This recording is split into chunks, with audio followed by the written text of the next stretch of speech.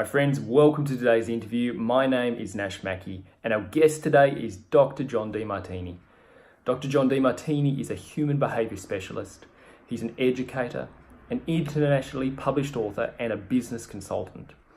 Dr. John is famous for having featured in the smash hit movie The Secret. That's actually how I got introduced to his work, and once I kind of found out about his work, I've just started immersing myself in it, and I really find his teaching so profound. I want to tell you a cool story, and it's about this book just before we dive into the interview.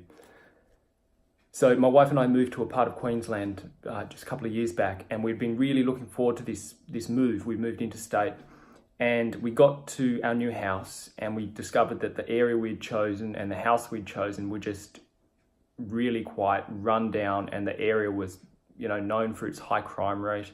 And so we were very on edge living in this house, with people getting their doors kicked in next door. It was quite an amazing experience. And we went to the bin one day to bring out some recycling. My wife held open the bin for me. And lo and behold, there in the bin, in this really crazy time of our lives, we were feeling so frustrated and so confused as to why this whole situation had happened. There was this book sitting in the bin. Now, it had something stained on it. I don't know what that is, but it didn't bother me. I picked this book up, I read it, and it impacted my life so powerfully. It taught me mainly how, my beliefs about money that I had up to that point were so off course. And ever since I read that book, things have started to gain momentum around my finances for me massively. It's incredible how when you've got a mission for your life, and you act with absolute faith, things start to fall into place. John is going to share some amazing insights in this interview with you. So I'm going to stop talking, and I'm going to let John share his wisdom with you. Wisdom he's acquired after reading over 30,000 books. I'm certain you're going to get value out of this interview. So without further ado, let's get into it. I wanted to begin by thanking you for the impact you're having through your work. I got to attend your amazing breakthrough experience on the weekend, and just to see firsthand the power humans have to take any event of their life, no matter how tragic, and transform it into one that's actually on the way rather than in the way was mind-blowing. I got to see a woman's grief dissolved in a matter of hours that she'd been carrying around for 5 years. So thank you for the work you do, and I really appreciate you being here today. No, thank you. Thank you for being there over the weekend and for giving me the opportunity to share with the people that you care about. Excellent. So, John, you're obviously an avid learner. Learning and education is one of your highest values. Who has been your greatest teacher, and what have they taught you? Well, I don't know if I can say that there's just one. I have been blessed to devour thousands of books and, stand on the shoulders of a lot of great minds. So I don't know if there's any one that stands out, other than I was inspired when I was 17 by Paul Bragg, but there's been many, many people along the way that have impacted me in many different disciplines and fields. So I don't know if there's one, but I would say there's thousands that have definitely stood out in my life. Mm-hmm. And so what did Paul Bragg teach you specifically that's really shaped the course of your life? Well, when I was 17, I was living in a tent in Hawaii on the North Shore, and I was a surf buff, and I was riding big waves there, and I nearly died. And I had been a high school dropout, and I was kind of a vagabond surfer guy. And one night, in 1 hour, Paul Bragg, this one man, with his one message, it got to me, really spoke to me, and really got to my heart. And that was the first night I believed that maybe I could learn how to read and learn and become intelligent. I had dropped out of school and was a street kid. I was told in first grade I would never be able to read or write or communicate or amount to things, never go very far kind of in life. And it was true. I just had problems. But I really, really got determined that night. I met Paul Bragg to see if I could overcome that. And it wasn't easy, but it was a journey, but it was a determination that led to what I'm doing today, to want to overcome learning problems. My sister was the intelligent one. I was kind of the sport one. And I didn't know how to read till I was 18. It was after I met him that I actually read my first book. And that was a slow, tedious process. Yes. But I had a dream to do and travel the world and teach. And I 46 years later, here I am. That's amazing. That is absolutely incredible. So what was that first book you read? The first book that I ever tried to read was Chico's Organic Gardening and You and Natural Living. It's really quite funny. The reason I got that book, I saw it at a health food store, and the guy looked like me. He had beard and long hair, and he looked like me. And I thought, if that sucker could write the book, I bet I could read it. And so I picked it up and I started browsing through it, and a lot of pictures of gardens and stuff. It was a gardener, really. But I thought, because the way he looked, I could relate to him. Yep. And that was my first book that I ever tried to read. And then I tried another book and I just couldn't do it. And it wasn't until I was 18 when I started to, I actually really had a challenging moment in my life. I decided I was going to start learning a dictionary and read 30 words a day. And my mom used to train me or test me on 30 words a day until my vocabulary was strong enough to be able to read it. Wow. And it was a slow, steady 30 word a day, gradual accumulation of words and their meaning and their pronunciation and their spelling that allowed me to overcome that challenge.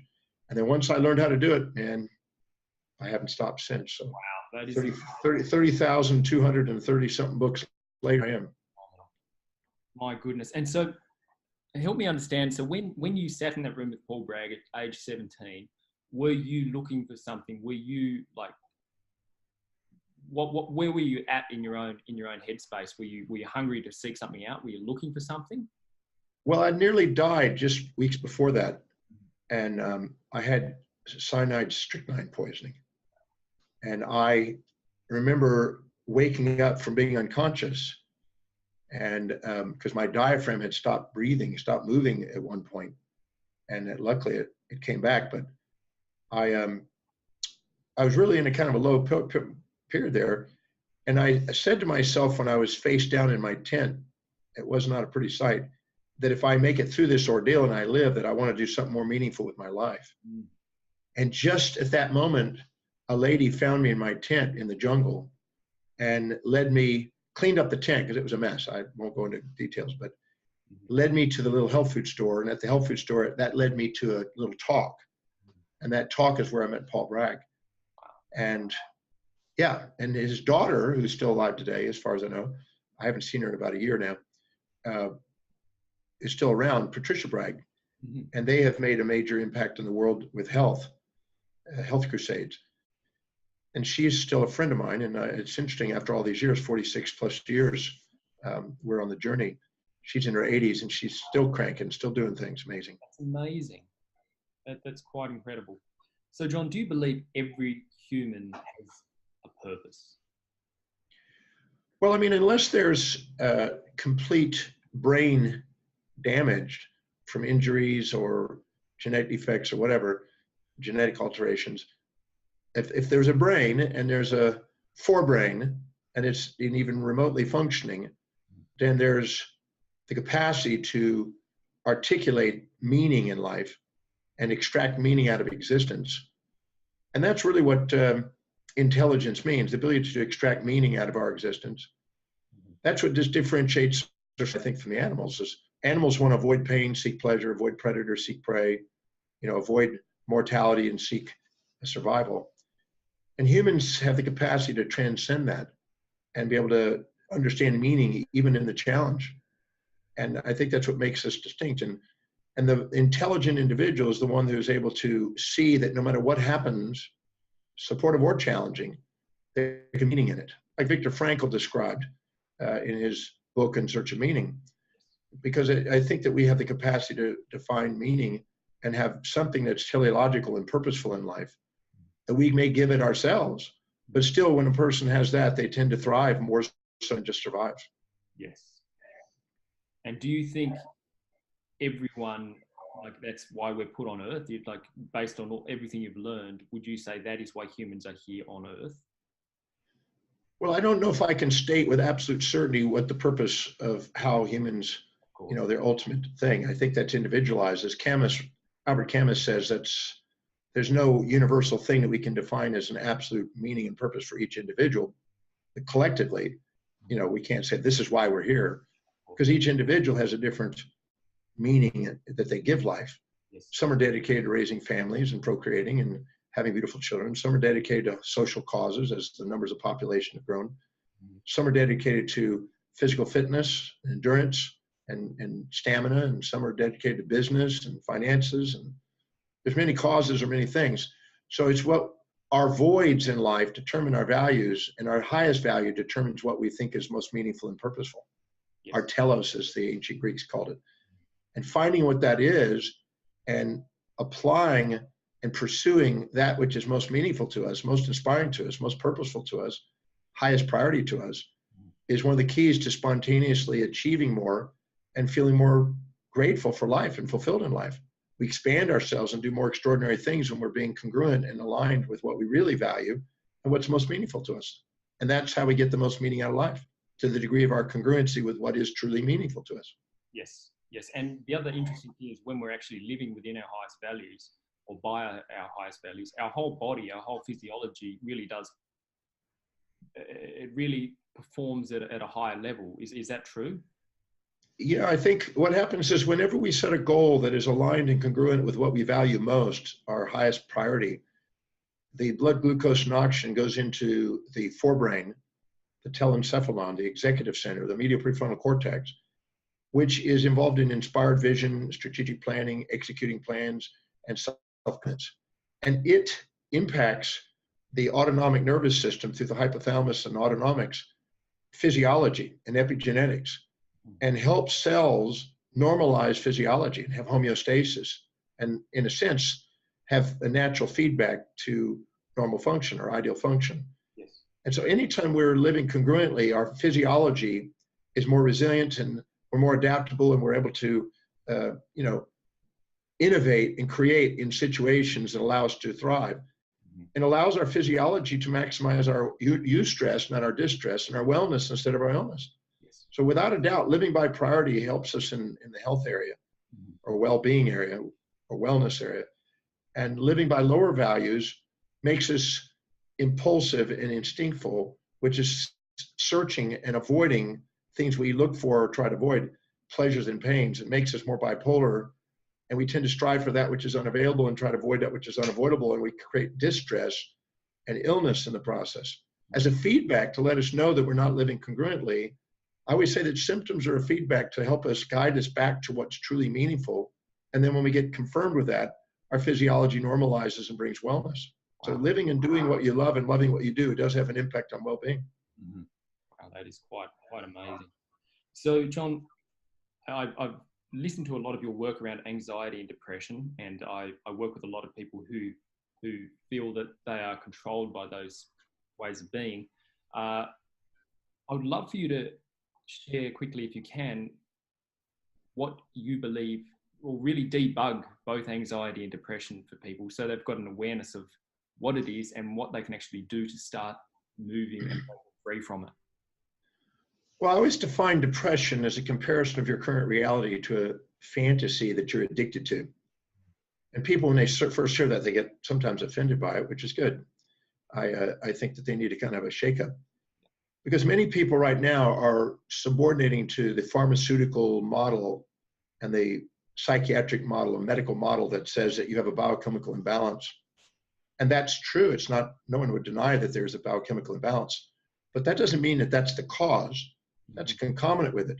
Yes. In other words, if you were sitting in a room and opened up a door and I let in a giant tiger and it started to jump through the air to consume you with its fangs, and it was salivating, and 2 seconds before it was about to eat you, I stopped and freeze framed it with a Men in Black pen, and then did your neurochemistry and blood chemistries, you would have an elevated testosterone, epinephrine, cortisol, histamine, substance P, and lower levels of serotonin, dopamine, enkephalins, endorphins, vasopressin, you know, and all the chemistries that would be lowered, that would be all pleasure seeking.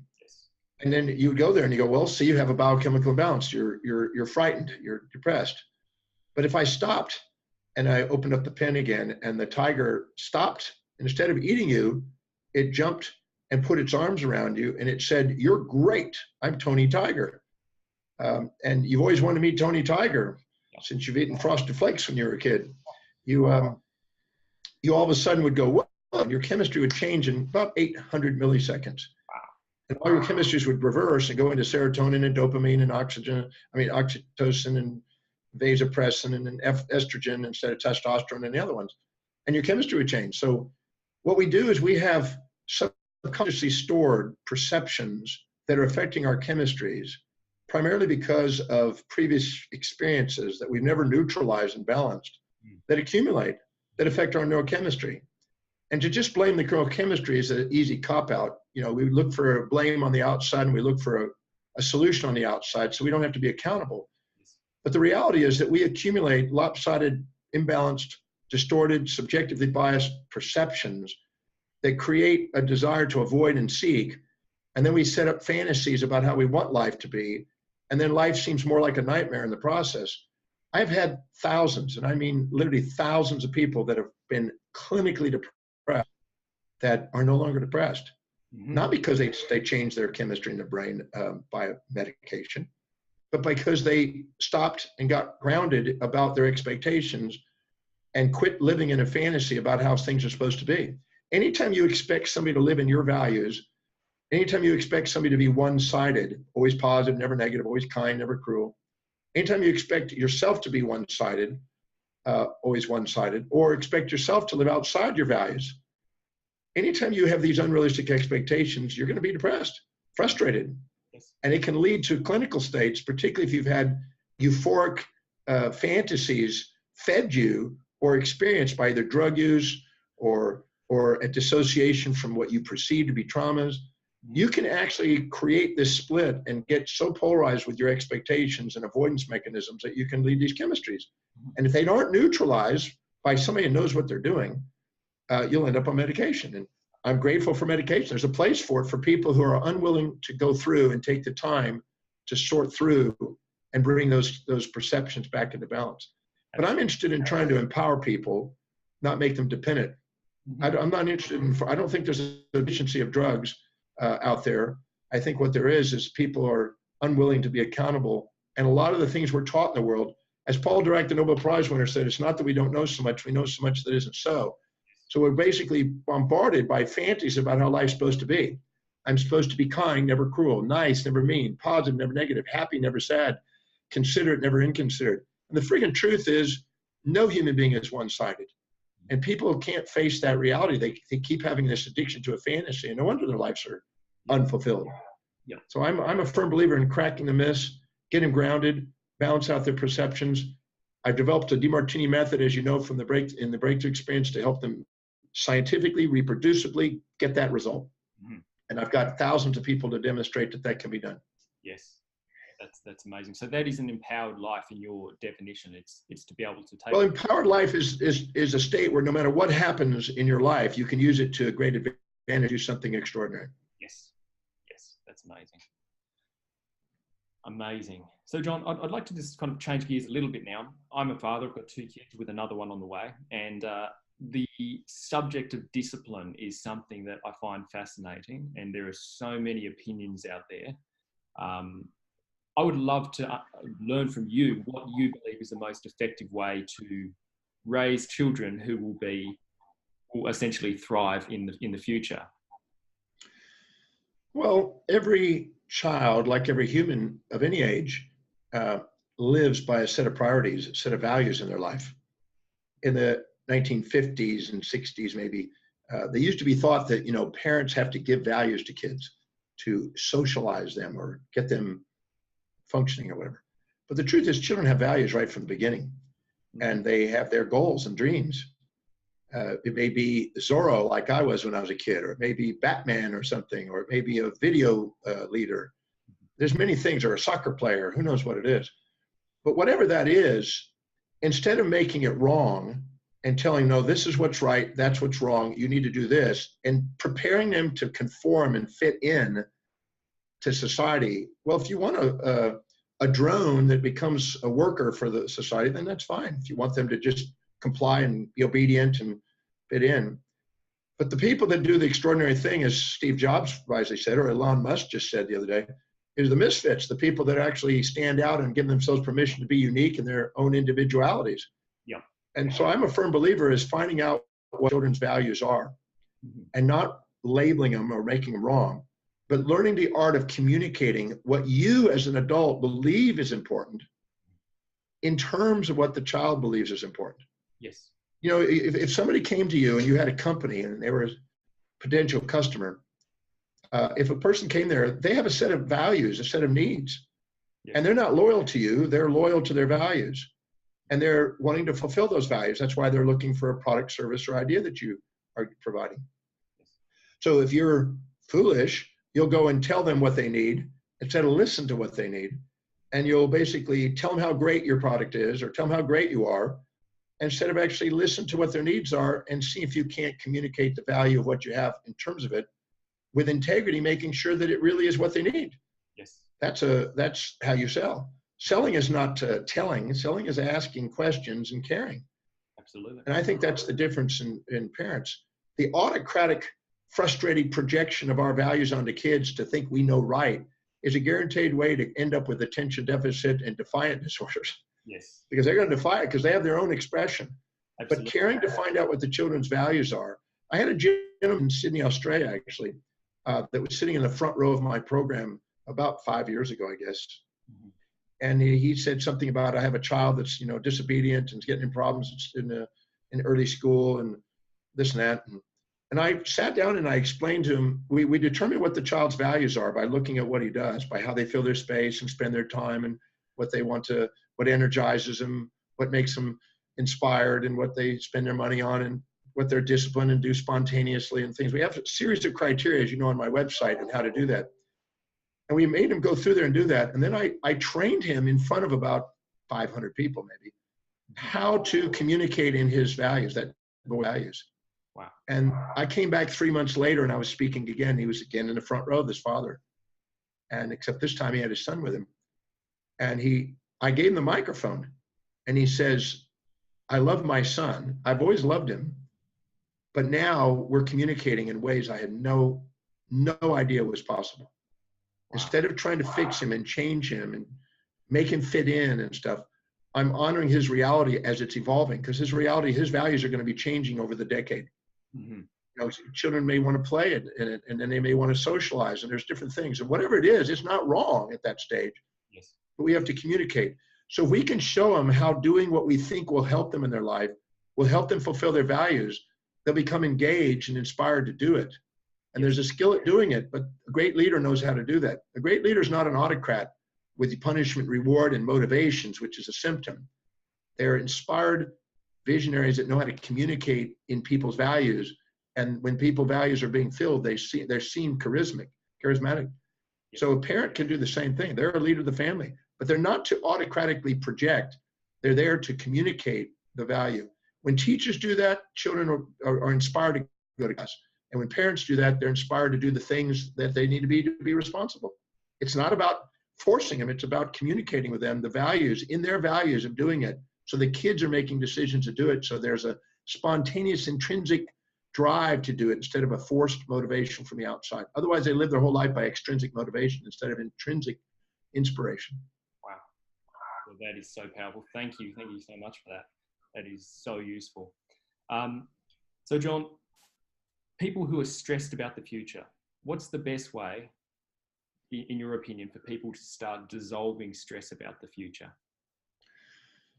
Well, stress is based on two basic mechanisms. It's, first of all, the inability to adapt to a changing environment. Mm-hmm. And stress has got two forms. It's the perception of the loss of something you seek and the perception of gain of something you're trying to avoid. So if you are seeking getting ahead financially and all of a sudden you lose money or don't make money, you're going to be stressed. Mm-hmm. Or somebody comes along and adds bills that were unexpected, you're going to be stressed because they're trying to add something you don't want and try to take away something you do want. So stress is basically because of not having the strategies or the adaptability to know how to deal with it.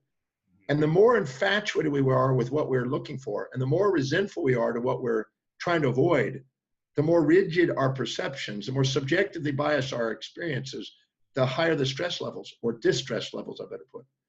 But the more we're living by our highest values, and the more we're objective, which means more even-minded and not highly biased, the more we see both sides to things, and the more adaptable and resilient we are, because the gain and loss of it is less threatening. Yes. And so then we have, instead of distress, we have eustress. And eustress is wellness promoting. That means you're pursuing challenges that inspire you, and you're willing to take them on because it has meaning. Yes. Otherwise, you're trying to avoid challenges that disturb you, that you're trying to get the opposite of. And that's distress. So living by your highest values reduces stress levels. Filling your day with high priority actions that are meaningful, that help you raise your self-worth, that achieve something, that serves people, that contributes, that makes a difference, that you receive income from possibly. This is a wiser way to lower the distress levels and increase the eustress levels. But if you go and try to subordinate to the world on the outside, envy other people, inject their values in your life, try to fit in, conform, mothers, fathers, preachers, teachers, conventions, traditions, and try to be a drone, and you're basically unfulfilled, you're going to be wanting to avoid pain and seek pleasure and use your amygdala to function instead of your executive center. And you're vulnerable to a higher distressful life. Not because you have to be. It's not because the world is. Nothing to do with the world. It's your perception of the world. You have control of your perceptions, decisions, and actions. Not the world around you, but the perceptions of the world, the decisions you make, and the actions you take. And that can be turned into something that has meaning and fulfilling and eustressful if you change your perceptions. What do you see is an overarching infatuation or way of thinking that people have in society nowadays that is really robbing them of fully living? Is there one in particular that's really like stifling people's potential? Well, one of the most disempowering things that some organizations or institutions in society has promulgated is the opium of the masses, the selling of the fantasy that you're supposed to be one-sided. Mm-hmm. And that is rampant. There's a fantasy you're supposed to have only health, never disease, only happiness, never sadness, only harmony, never disharmony, only heaven, never hell kind of thing. Mm-hmm. And the pursuit of a one-sided thing, I always say bipolar conditions, a byproduct of monopolar addiction. The addiction to one side causes more splitting of the minds. Instead of an individual, which means an undivided person or undivided being, you have personas and masks and facades that we wear. We pretend that we're happier than we really are because we're supposed to be. And then we're actually go the other extreme and repress our sadness, and then all of a sudden it explodes and we end up bipolar. Mm-hmm. Or not exactly clinically to bipolar, but kind of mood swinging all the time. We have cyclothymia or possibly borderline states of mind. We're unstable because we're constantly trying to do a one-sided act. Yes. I gave that up about 34 years ago when I realized that was futile. Mm-hmm. So I don't have this expectation. See, a human being, if I went up to somebody and I said, you're always kind, you're never cruel, you're always nice, you're never mean, you're always positive, never negative, always peaceful, never wrathful, their bullshit meter would go off and they go, not exactly. Yeah. And if I said, you're always mean, you're never nice, you're always cruel, you're never kind, you're always taking, never giving, always wrathful, never peaceful, always negative, never positive, again, their bullshit meter would go off. And they go, no, that's not it exactly. But if I said sometimes they're kind, sometimes they're cruel, sometimes they're nice, sometimes they're mean, sometimes they're positive, sometimes they're negative, sometimes they're peaceful, sometimes wrathful, giving and taking, they would go, yep, that's me. They intuitively know with their bullshit meter that they have both sides. They're a hero and a villain, a saint and a sinner, a virtue and a vice. Yep. And when people finally embrace both sides of life and understand the magnificence of the whole thing, because they want to be loved for all of it, not one side all the time. They don't have to get rid of half of themselves to love themselves. And that's what is probably the most outrageous illusion that's probably promulgating in society, is that you're trying to be a one-sided person. Yes. That's the problem with the false moralities of that nature. And it leads to the disempowerment because you're striving something you are self-defeating. And I try to help people love both parts of themselves. I'm not a nice person or a mean person. I'm a human being with a set of values. You communicate my values, I can be pretty nice. You can go against my values, I can be pretty mean. And neither one of those are right or wrong or good or bad. They're both necessary in order to fulfill your life And life in society is filled with both sides. And if you can't face that and can't embrace that wholeheartedly and understand that the supportive side can make you juvenilely dependent and keep you from really growing, and the challenging side can make you an entrepreneur and more precociously independent and help you grow. When you can finally see the pros and cons of both sides and not try to avoid one and seek the other, you're on your way to mastering your life. Wow, that is so powerful. So John, what are you most inspired for the future? Well, what inspires me is I love researching and writing and organizing information. Yes. And disseminating the information and traveling the world teaching. Mm-hmm. That's been what I've been doing for 46 years. Yes. I love that. So anytime I can, I like to think of the universe as a cosmic puzzle. And every time I find new information that fits into the cosmic puzzle perfectly, and I have feeling of certainty about it, I feel, yeah, that locks in as a real principle. Mm-hmm. I can't wait to share that with new people around the world. And I also love interacting with people that do extraordinary things and overcome amazing odds as an exemplification of what's possible for human beings, which I think inspire people. Yes. So I want to live an inspired life, and I want to empower all areas of life. I would say if you don't empower yourself, intellectually, you'll be told what to think. If you don't empower yourself in business, you'll be told what to do. If you don't empower yourself financially, you'll be told what you're worth. If you don't empower yourself in a relationship, you'll be told and pushed around by your spouse or people around you. If you don't empower yourself socially, you'll probably live by the propaganda that you have been indoctrinated by. If you don't empower yourself physically, you'll probably be told what organs to take and what drugs to take and what organs to remove. And if you don't empower yourself spiritually, you'll probably buy into some dogma that's irrational, that's antiquated, instead of actually being current on an objective data that's helping you grow in life. So I'm a firm believer that we're here to empower all areas of life. We look for mates that are empowered to give us the greatest advantage in us, and we'll deserve that if we go out and empower all our areas of life. So I'm interested in helping people live a magnificent life, empowered in all areas, and do something extraordinary. I wanted to do that. I want to help other people do that. Zig Ziglar taught me if I help other people do that, it helps me do that.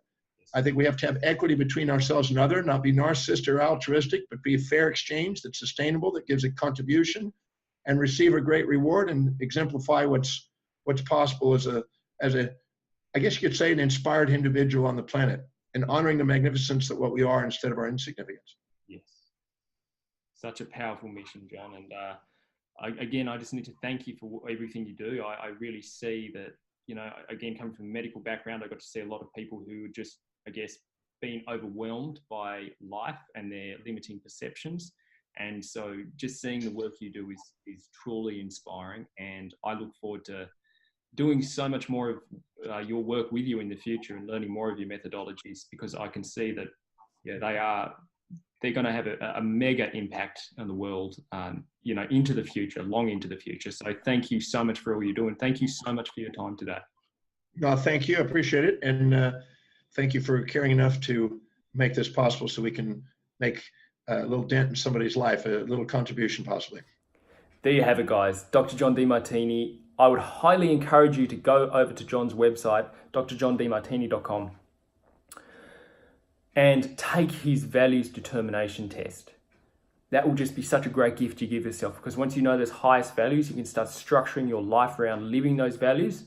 Like we've spoken about in this interview, there's so many benefits to that, and it's going to impact the people around you. It's one of the greatest gifts you can give the world. So apart from that, I would also encourage you to share this interview out with the people you care about. Whose life would you like to touch in a powerful way? I want you to think about that. And then I want you to send this interview to them directly so we can spread this incredible message with them. I want to thank you for joining me today. And I'm excited to share that I've got a ton more amazing guest interviews coming out. So please subscribe to this channel. Please get behind my work. Please get behind John's work so we can go out and do the work that we are so inspired by to have a greater impact on the world.